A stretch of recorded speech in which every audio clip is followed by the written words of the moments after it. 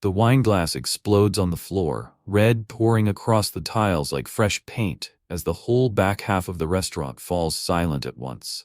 Mia freezes, tray still in her hand, shattered glass at her sneakers, while the man in the dark suit leans back in the corner booth like he owns every breath in the room. "Pick it up," he says, voice calm, loud enough for every table near them to hear. Forks pause. A chair leg scrapes, then stops.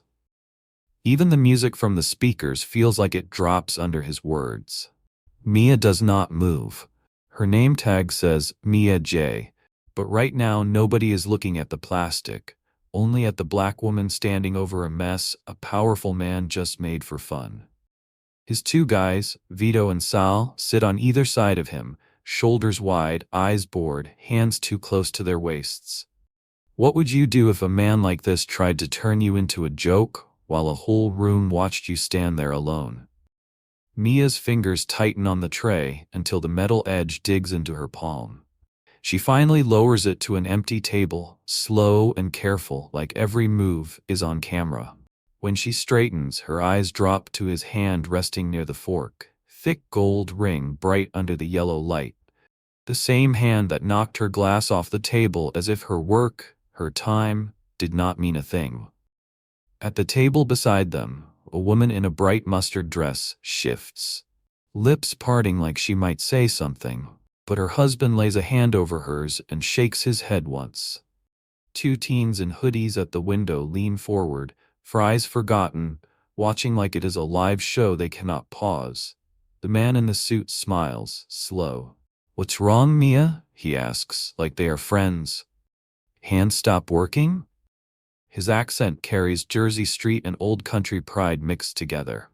He turns his head just enough so the crowd hears him when he adds, "You people always get clumsy when you see real power." The words land harder than any broken glass. Mia's throat tightens, but her face stays still. Inside, something that has been stepped on too many times starts to push back. Her shoulders square, her chin lifts a notch. She knows his type. She grew up around men who thought fear was the same thing as respect. On the other side of the room, the bartender pauses in the middle of pouring a drink, bottle hanging in the air. The clock near the kitchen door ticks louder than it did a minute ago. Everyone waits for her to laugh it off, say sorry, kneel, and wipe up the floor. She does none of that. She steps forward, glass crunching under her shoe. If you were standing in this place right now, would you swallow your pride to stay safe? Or would you risk everything with one sentence? The first thing that hits Mia when they walk in is not their faces. It is the way the air changes. Conversations bend around the three men in suits as they move through the doorway like a slow storm rolling straight to the back of the room. The host takes one look at the tall man in the navy suit and does not bother asking about a reservation. He just nods fast and leads them to the best booth near the kitchen, the one older couples usually wait 20 minutes to get. The tall man does not say thank you. He simply slides in, back to the wall. Clear view of the whole restaurant.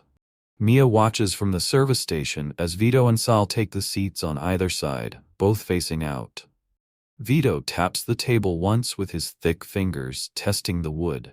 Sal scans the exits like it is second nature. Their clothes are too sharp, their shoes too clean, the bulge at Vito's waist too obvious to be a wallet. The owner, Tony DeLuca, bursts out from the kitchen wiping his hands, pretending he just happened to step out. When he sees the tall man, his whole face changes. He hurries over, napkin in hand like a flag. "Mr. Rossi, good to see you, he says, voice a little too high. The name lands in Mia's mind like a dropped brick. Giuseppe Rossi. The name people in her neighborhood say low. The reason some corners stay quiet after dark. The reason cops drive past certain blocks with their windows up and their eyes straight ahead. She hears her late mother's voice in her head, "Baby, some men walk around like bad news in a suit. You stay clear." Tonight, bad news is sitting in her section. Tony leans in, laughing at something Rossi barely says. Rossi's eyes, though, do not linger on the owner. They slide past him, landing on Mia. He studies her like she is part of the furniture he might buy or throw out. She feels the weight of that stare on her skin, on her name tag, on the plain black shirt she ironed before this shift. "Send your best server over," Rossi says without looking away from her.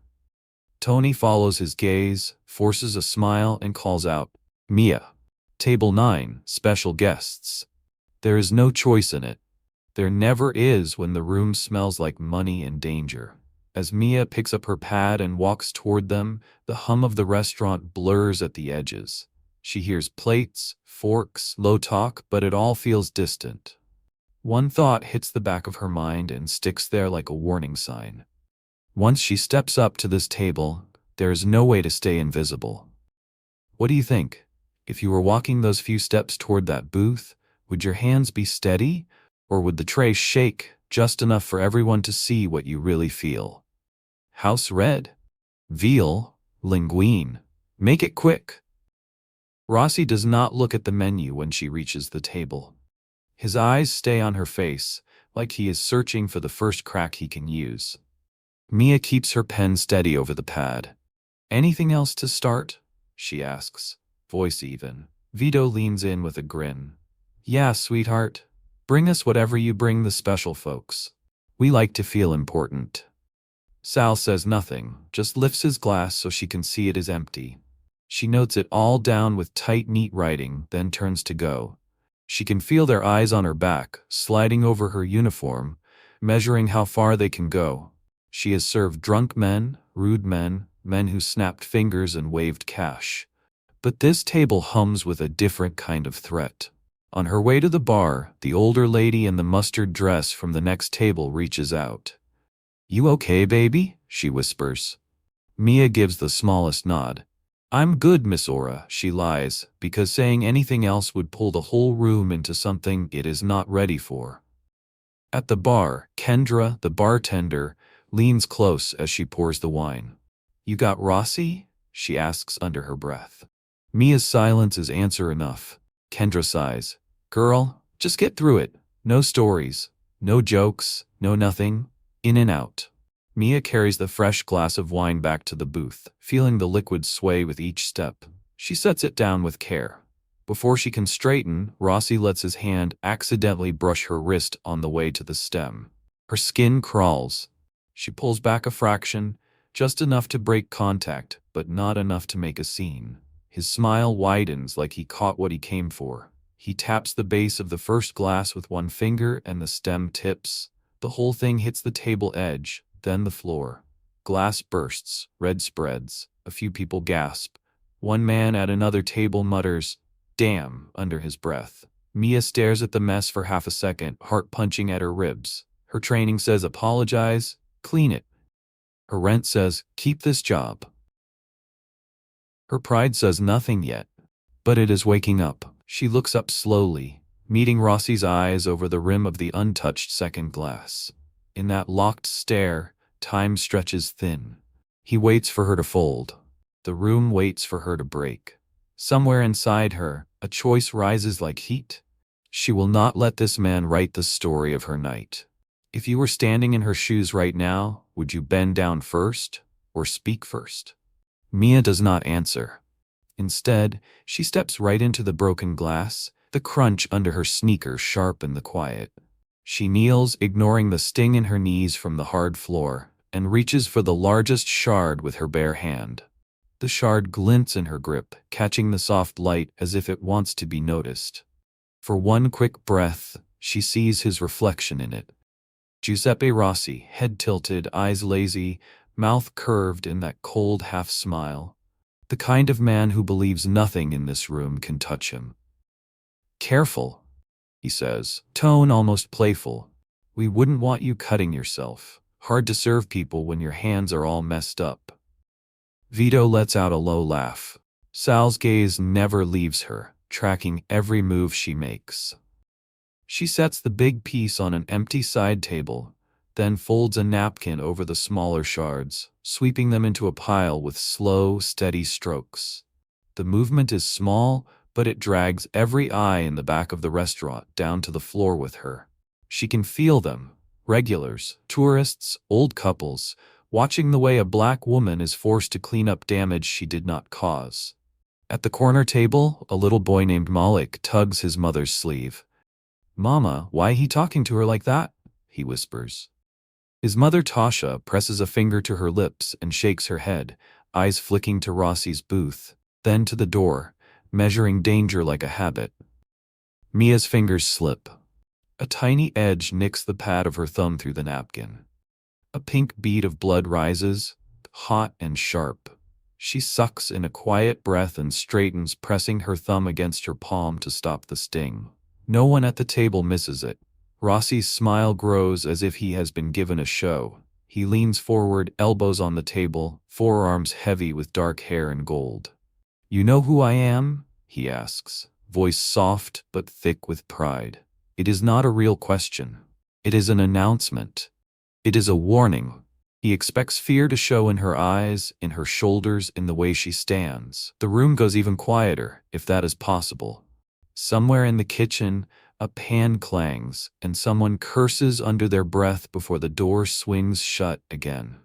The clock over the kitchen window ticks on, each second stretching longer than the last.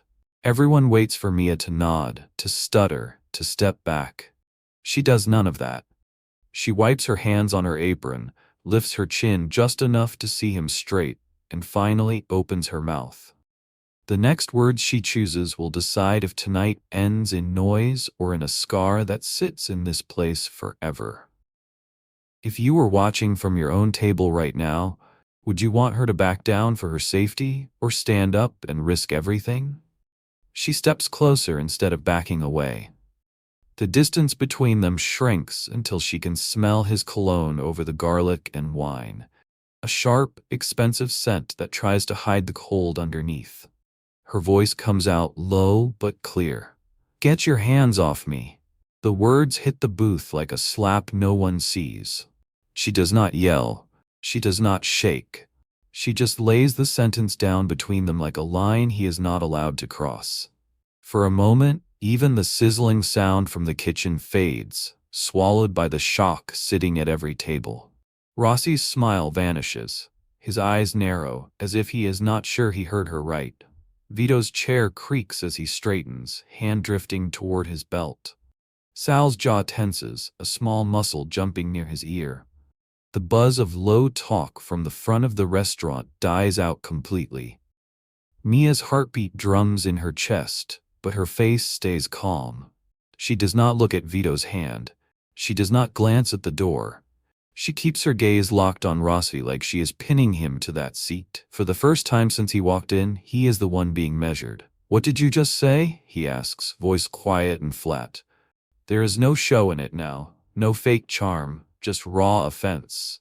He is a man who is used to rooms bending, not pushing back. Mia takes a breath, steady and slow. "You heard me," she says. "Don't put your hands on me. Don't play games with my job. I'm here to work. You want respect, you show some." Each word is simple, but together, they strip away the script he thought they were following. At Miss Aura's table, a fork clinks against a plate. Miss Aura's eyes shine with something like pride and fear mixed together. Malik's mouth drops open. The bartender sets a glass down so hard it almost cracks. No one moves to stop Mia. No one moves to help her either. Every person is frozen between wanting to cheer and wanting to stay alive. Rossi's fingers tap once on the table, then stop. His jaw shifts, a slow grind of teeth behind closed lips. For one stretched out second, it looks like he might laugh it off. For another, it looks like he might flip the table. His men wait on that choice, bodies coiled under their neat jackets. Then he pushes himself up from the booth. The leather squeaks under his weight. He stands over her now, taller, shadow falling across her face. The restaurant seems to shrink around them, walls sliding inward. His voice drops even lower.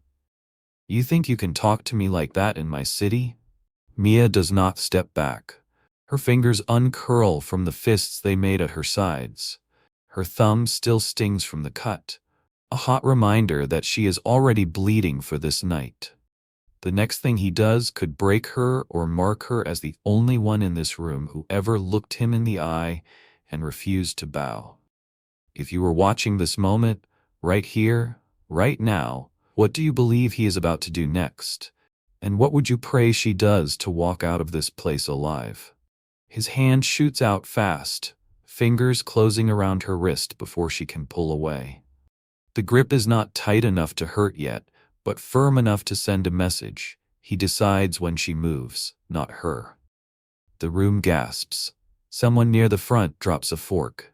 Kendra at the bar starts to move, then stops, knowing anything she does will just bring the fire her way.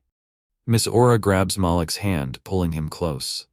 Mia does not look down at his hand. She keeps her eyes locked on his face, jaw tight, breath steady through her nose. She can feel his pulse through his fingertips where they press against her skin. His heartbeat is slower than hers. He is used to this. She is not. "Let go," she says, voice clear but lower now, so only the closest tables hear. Rossi's mouth curls into something that is not quite a smile. "Or what?" he asks, leaning his face closer. "You gonna call the cops? You think they're coming for you?" Vito shifts in his seat, one hand resting flat on the table now, the other hanging at his side where the outline of metal presses against fabric. Sal tilts his head, watching her like a problem he is about to solve. The kitchen door swings open, and a young cook steps halfway out, sees what is happening, and steps right back in without a word. Mia's free hand slides to the edge of the table. Her fingers brush the cloth, curling into it for balance. She feels the weight of every stare pressing into her back. Every person in this place is holding their breath, waiting to see if she breaks or if he does. Her thumb still throbs where the glass cut her. The blood has dried against her palm. She does something no one expects. She steps even closer, closing the gap until she can see the lines around his eyes, the gray thread mixed into his hair, the small scar on his left cheek. "You want everyone in here to remember you as the man who can't handle a waitress saying no?" she asks, voice steady as stone. For the first time since he sat down, Giuseppe Rossi hesitates. His grip loosens just a fraction, not because he is afraid, but because she just turned the power in the room upside down. The whole restaurant is watching him now, not her. If he breaks her wrist, he looks weak. If he lets her go, he looks weaker. There is no win left on the table. What do you think happens when a man who controls everything loses control of the story being told about him? He lets go. His fingers slide off her wrist slowly, almost like it was his choice all along. He leans back into the booth, arms spread wide again, trying to reclaim the power he just lost. Vito exhales through his nose, shoulders dropping. Sal's hand moves away from his belt. The restaurant does not erupt. There is no applause, but the air shifts like a stretched rubber band snapping back. People start moving again, forks lift, glasses clink, voices murmur. The spell is broken, but the crack it left behind stays wide open. Mia does not smile. She does not celebrate. She steps back once, then twice, keeping her eyes on Rossi the whole time. Her wrist aches where he held it, a dull red mark already rising on her brown skin. She rubs it once with her other hand, then lets it fall to her side. "Your food will be out soon," she says, voice flat and professional. Then she turns and walks toward the kitchen, back straight, shoulders high. Every step feels like walking across broken glass and bare feet, but she does not let anyone see that. Not Miss Aura, not Kendra, not the teens at the window who sit frozen with wide eyes. When the kitchen door swings shut behind her, the noise inside hits her like a wave. Pots bang, orders yell, heat blasts from the ovens. The head cook, Jerome, looks up from the grill, spatula in hand. "You good?" he asks, already seeing the answer in her face. "I'm fine," she says, but her voice cracks on the second word. She presses her palms flat against the metal prep table, head down, breathing hard through her mouth. Her whole body shakes now that no one is watching.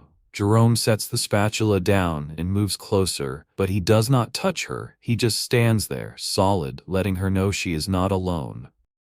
Out in the dining room, Rossi picks up his fork and cuts into the veal like nothing happened. Vito leans over and says something low. Rossi laughs, but it sounds forced, empty. Sal just stares at the kitchen door, unblinking.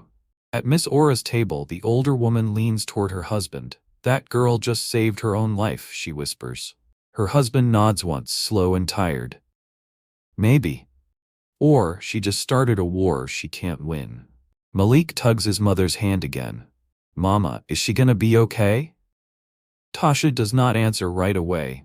She looks at the kitchen door, then at Rossi's table, then back at her son. "I hope so, baby," she says quietly. "I really hope so."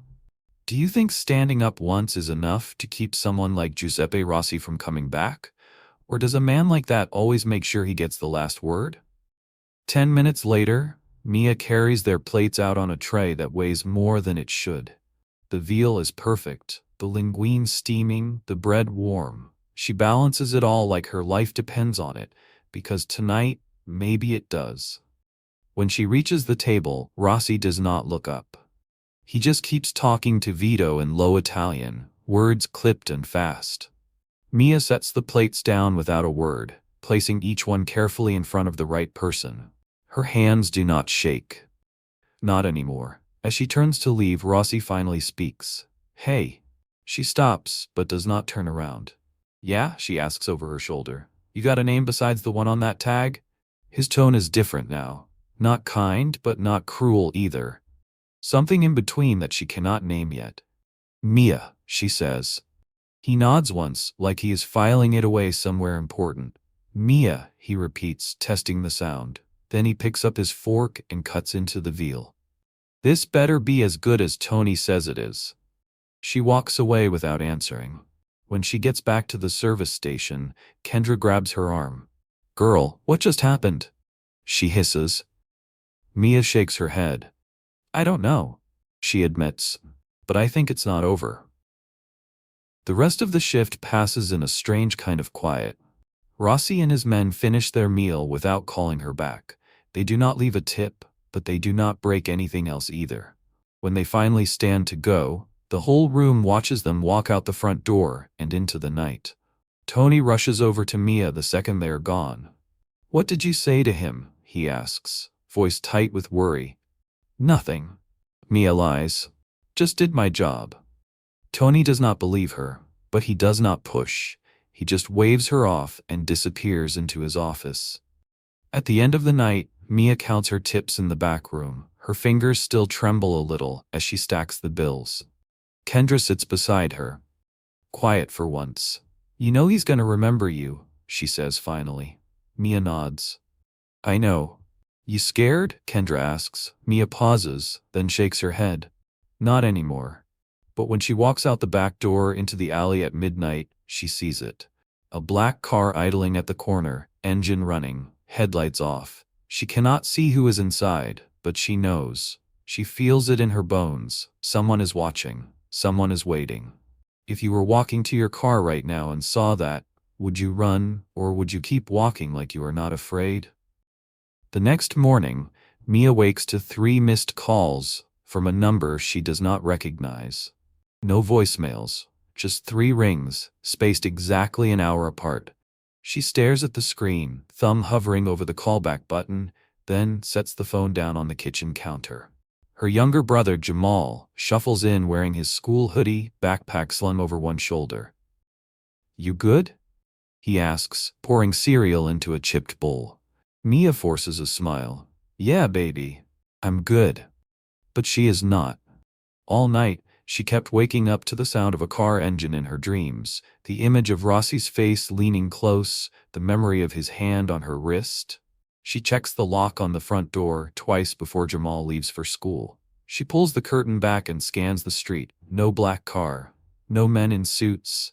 Just the usual morning crowd heading to work. At noon, her phone buzzes. A text from an unknown number. "You got heart. Respect." But respect doesn't mean forgiveness. Watch yourself. Her stomach drops. She deletes the message, then blocks the number. But 5 minutes later, another text comes from a different number. We know where you live. We know where your brother goes to school. Smart girls know when to stay quiet. Mia sits on the edge of her bed, phone shaking in her hand. This is what she feared. This is what standing up costs. She thinks about calling the police, but she knows what they will say. We can't do anything until something happens, and by then, it will be too late. She thinks about quitting her job, packing up Jamal, and leaving town. But leaving costs money she does not have. Staying means living with a target on her back. There is no clean way out. That night, she goes back to work. Tony looks at her like he wants to say something, but he just nods and hands her the section chart. She takes the same tables she always does. She smiles at the same regulars. She pours water, takes orders, clears plates. Everything is normal except for the weight sitting on her chest. At 9 o'clock, the door opens. Maya looks up from the register. Her breath catches. But it is not Rossi. It is a woman in a long coat, older, with silver hair and sharp eyes. She walks straight to Mia and hands her a folded piece of paper. Read this when you get home, she says quietly, then leaves before Mia can ask a single question. Mia unfolds the paper in the back room after her shift. It is a phone number and a single sentence written in neat handwriting. If you want to fight back, call me. You're not the first, and you won't be the last. Who do you think sent that message, and what kind of fight is about to begin? Mia stares at the number for 3 days before she calls. When she finally does, a woman answers on the first ring. Took you long enough, the voice says. It is calm, steady, like she has been waiting for this exact moment. Who are you? Mia asks. Someone who used to be where you are, the woman says. My name is Simone. I run a group for people who have been threatened by men like Giuseppe Rossi. We help each other stay safe. We collect evidence. We build cases. And when the time is right, we make sure the right people see it. Mia's hand tightens around the phone. You're saying you go after the Mafia? I'm saying we protect ourselves, Simone corrects. And if that means taking them down, then that's what we do. You stood up to him once. That took strength. But strength alone won't keep you alive. You need a plan. You need people. You need proof. Mia thinks about Jamal.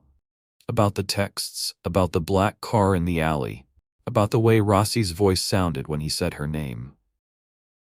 She thinks about spending the rest of her life looking over her shoulder, or she thinks about fighting back the right way. What do I have to do? She asks.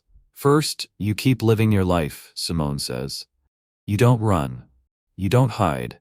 You let them think they scared you. Then, when they come back, and they will, you record everything. You document. You stay smart. And when we have enough, we go to the feds, not the local cops. The feds don't play games with organized crime. Mia closes her eyes. Her heart pounds, but for the first time in days it is not from fear, it is from something else. Hope. Anger. Power. I'm in, she says. 2 weeks later, Rossi walks back into Tony's trattoria. This time, he sits at a different table. This time, Mia is ready. She has a recording app running on her phone in her apron pocket. She has Simone's number on speed dial. She has a network of women watching her back from the shadows. When Rossi calls her over, she walks to his table with her head high. He looks up at her, studying her face like he is trying to figure out what changed. You still here? He says, almost impressed. I'm still here. She agrees.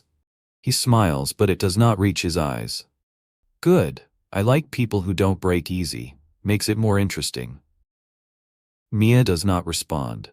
She just takes his order, writes it down, and walks away. But this time, she is not walking away defeated. She is walking away with evidence, with a plan, with a future that does not belong to him. Because Giuseppe Rossi made one mistake. He thought breaking her spirit would be easy. He thought she was alone. He thought she would stay silent. He was wrong. The fight is just beginning, and this time Mia is not the one who should be scared. If this story moved you, inspired you, or made you think about the power of standing up even when the world tells you to sit down, drop a comment below and share your thoughts. Your voice matters. Your story matters. Subscribe and turn on notifications so you never miss the next chapter of courage, resistance, and the fight for dignity. Let's keep telling the stories that the world needs to hear. What would you have done in Mia's shoes? Let us know, and let's inspire each other to be brave when it counts.